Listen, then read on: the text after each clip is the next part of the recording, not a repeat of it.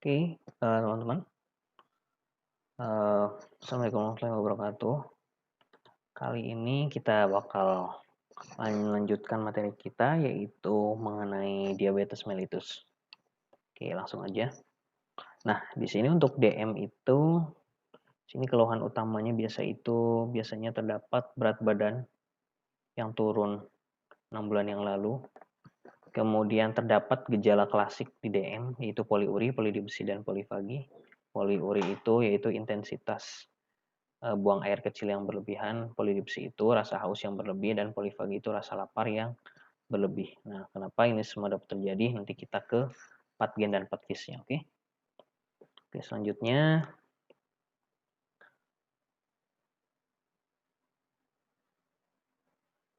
Nah, ini. Intinya itu, definisinya, DM adalah suatu penyakit metabolik dengan karakteristik hiperglikemia. Nah, untuk hiperglikemia ini yaitu suatu keadaan di mana kadar gula darah itu tinggi ya teman-teman, di atas normal. Bisa yang terjadi karena kelainan sekresi insulin ataupun kerja dari insulin. Nah, ini nanti berkaitan dengan perbedaan daripada diabetes mellitus itu sendiri. Oke, yang pertama, untuk DM kita klasifikasikan jadi dua. Yang pertama ada DM tipe 1 dan DM tipe 2.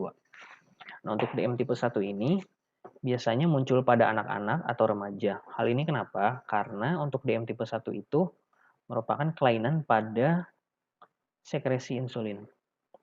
Jadi terdapat bisa dikatakan autoimun pada pulau Langerhans-nya, autoantibody terhadap pulau Langerhans, sehingga sekresi daripada insulin itu tidak terjadi, teman-teman. Jadi insulin tidak dihasilkan lah, kurang lebih begitu. Nah, untuk genetikanya kelainan utama dengan pada gen MHC kelas 1 dan 2. Nah, di sini disfungsi pada sel regulatory, kerusakan toleransi terhadap pulau Langerhans. Nah, beda dengan DM tipe 1, kalau DM tipe 2 itu munculnya biasanya pada dewasa. Nah, untuk DM tipe 2 ini, sebagian besar itu 80% diakibatkan karena obesitas. Nah, karena obesitas ini juga obes juga bisa karena genetik ya teman-teman. Gen kandidat diabetogenik, 2 gen yang berhubungan dengan obesitas. Bisa jadi gagalnya jaringan sasaran untuk berespons secara normal terhadap insulin. Nah, kalau yang ini itu gangguan terhadap kerja insulinnya. Jadi insulin tetap dihasilkan, namun dia gagal pada jaringan sasaran, artinya tidak bisa masuk ke jaringan sasaran. Jadi walaupun dihasilkan tetap percuma kalau nggak masuk ke jaringan sasaran. Oke. Nah, di sini untuk fungsi insulin yang pertama terhadap metabolisme karbohidrat, yaitu meningkatkan pemasukan glukosa ke dalam sel. Baik itu sel otot, sel hepar, dan sel lain-lain. Dan juga untuk glikogenesis. Nah, kemudian terhadap metabolisme lemak, di sini meningkatkan sintesis asam lemak di hepar. Menginhibisi hormon sensitif lipase. Nah, untuk terhadap metabolisme protein di sini untuk meningkatkan sintesis dan penimbunan protein. Oke, lanjut ke IKD. Ya, di sini untuk metabolisme biokimianya. Intinya di sini sama ya teman ya. Prosesnya itu sama kayak sintesis protein yang terjadi di sel. Jadi butuh glukosa juga untuk nanti dihasilkan ATP, sumber energi. Kemudian nanti ATP tersebut digunakan untuk proses kimia di dalam sel. Ini sehingga merangsang siklik AMP, juga merangsang sekretory granul, sekresi daripada insulin dan C peptide dan IAPP ini ke dalam darah oleh islet transcription factor. Nah, ini untuk regulasi insulin. Sebenarnya untuk insulin itu dia nggak masuk ke dalam sel, teman-teman. Jadi dia itu hanya sebagai kunci yang akan membuka pintu yang namanya GLUT, nanti yang sehingga memungkinkan glukosa untuk masuk ke dalam sel.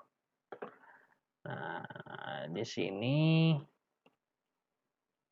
Cara kerjanya kurang lebih, jadi insulin tadi yang beredar dalam darah itu menempel pada reseptor insulin, sehingga menimbulkan respon kimiawi sini yang akan merangsang daripada glut yang ada di dalam membran sel itu untuk keluar, diekspresikan di membran selnya sehingga menyebabkan glukosa dapat masuk dan terjadi metabolisme.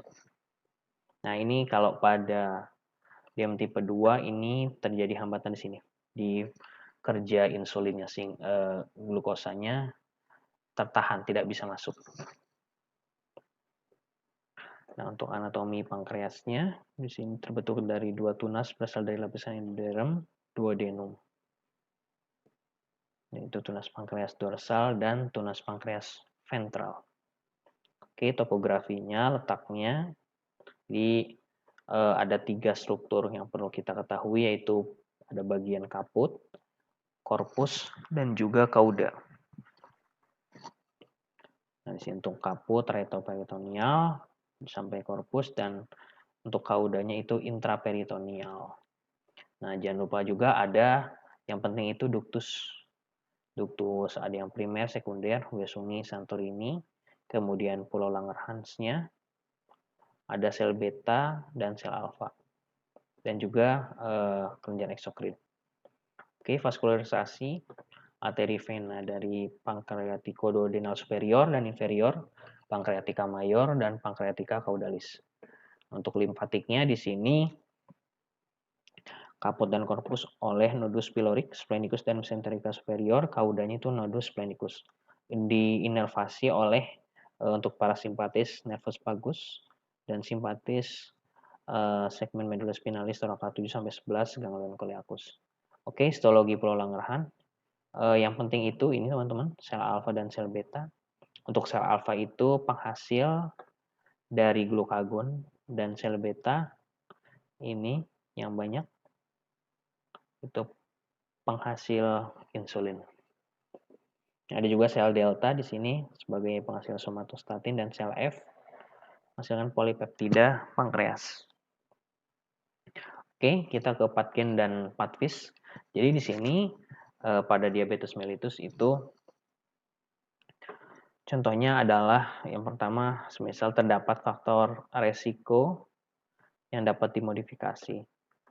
Ini contohnya karena pada kasus ini DM tipe 2, misalnya dia faktor resikonya itu obesitas, kemudian jarang berolahraga.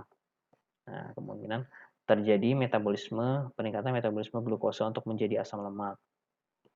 Sehingga asam lemak dalam plasmanya meningkat, terjadi penurunan fosforilasi tirosin, mengganggu kerja dari IRS sehingga PI3 kinase terganggu.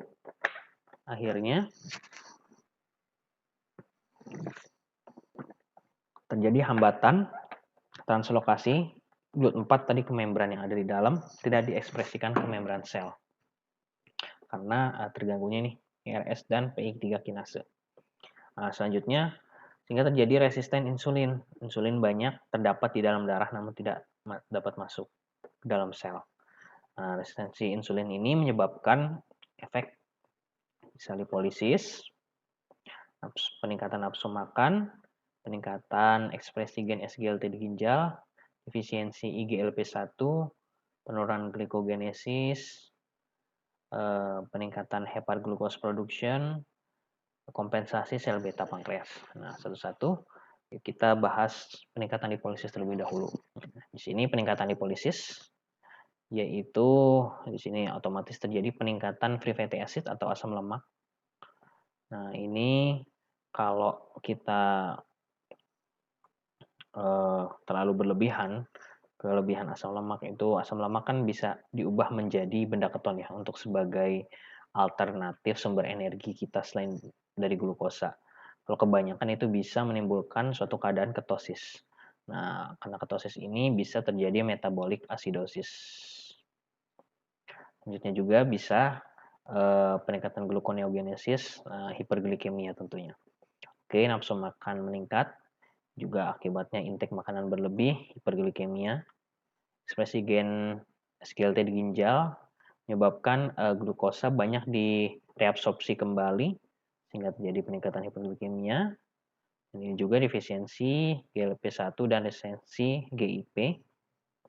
Inkretin mudah dipecah DPP-4 pada usus.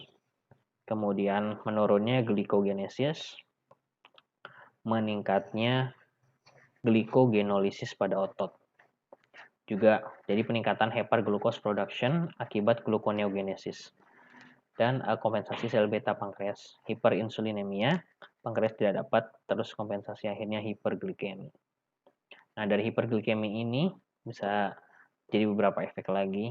Yang pertama, kapasitas reabsorpsi sel tubular ginjal, obatnya urin yang mengandung glukosa, obatnya efek osmotiknya yang menarik air, kan gula kan menarik air ya, jadi poliuri.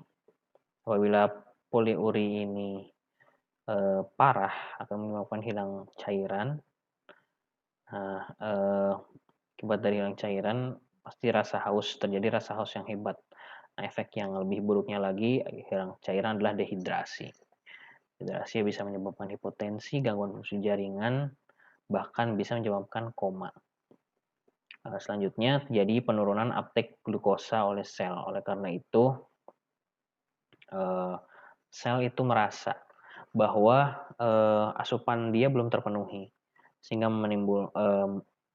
menimbulkan sinyal kepada tubuh untuk menstimulasi nafsu makan, sehingga terjadi rasa lapar terus-menerus. Selanjutnya, penurunan uptake asam amino, kenaikan degradasi protein. Akibat dari peningkatan degradasi protein dan penurunan uptake asam amino, akibatnya massa otot pun akan mengecil sehingga pengaruh ke berat badan menjadi turun. Selanjutnya, lipolisis, peningkatan itu tentunya menurunkan berat badan dan komplikasi kronik akibat jalur reduktase aldose, jalur pembentukan produk akhir, jalur protein kinase, jalur stres oksidatif. Ini menyebabkan komplikasi bisa kita separate menjadi makroangiopati dan mikroangiopati. Untuk makroangiopati itu pada pembuluh darah yang besar bisa menyebabkan PJK, jantung koroner, PAD, peripheral arterial disease, ulkus iskemik, dan stroke iskemik atau diabetik. Dan untuk mikroangiopatinya itu pada pembuluh darah di mata bisa menyebabkan retinopati diabetik, nefropati di ginjal, dan neuropati diabetik kesemutan pada saraf-saraf. Oke, nah ini contohnya hiperglikemia. Nah, di sini untuk pemeriksaan penunjangnya, yang pertama ada pemeriksaan darah, yaitu meliputi gula darah puasa, gula darah 2 jam postprandial, kadar HbA1c, kemudian kadar kolesterol, HDL, LDL, TAG. Selanjutnya untuk yang urin, glukosa urin, ureum kreatinin, dan juga albumin. Nah, untuk penata laksanaan di sini terdapat 4 pilar penata laksanaan diabetes mellitus. Yang pertama itu ada edukasi.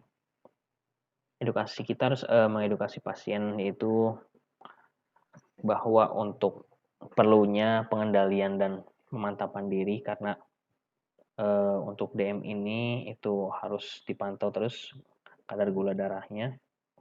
Kemudian kita juga harus menerapi gizi medik, yaitu dengan mengatur pola makan daripada pasien, seperti mengurangi cemilan yang manis-manis, pola makannya juga harus teratur, dan juga menjaga berat badan ideal pasien.